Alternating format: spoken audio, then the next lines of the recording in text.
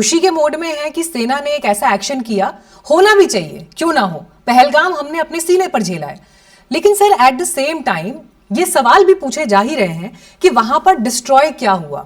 जानकार होने के नाते कि जिस तरह का आर्मामेंट और जो इक्विपमेंट हमने यूज किया है और जो दिखाई देता है इस ऑपरेशन में, ऑपरेशन सिंदूर में अब तक पहले चरण में जो दिखाई देता है, the use has been of stand off weapons of the caliber of, specifically बताऊं तो ये अपना hammer and scalp missiles use करी गई हैं बाय रफाल एयरक्राफ्ट, जिनकी stand off range is more than 250 kilometres.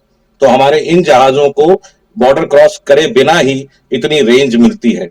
दूसरा, जो ये जहाज जिस तरह का air to air armament carry करते हैं, आज की डेट में 2019 में जब पाकिस्तान ने बालाकोट के रिस्पांस में ऑपरेशन स्विफ्ट रिटॉर्ट किया था, तब हमारे पास ये कैपेबिलिटी नहीं थी। तब एमराम्स होने के नाते, F-16 पे एमराम्स होने के नाते Pakistani air force had an edge. आज की डेट में रफाल आने के बाद even in air to air combat Pakistani air force aircraft will not dare to come close to Indian air force aircraft.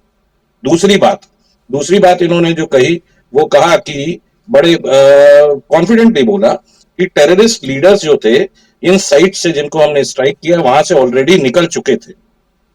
अब इस इंफॉर्मेशन की ऑथेंटिसिटी पर भी मुझे काफी डाउट है, बिकॉज अभी तक किसी भी ऑथेंटिक सोर्स से ये नहीं रिवील हुआ है कि वहां पे लोग थे या वो खाली हो चुके थे।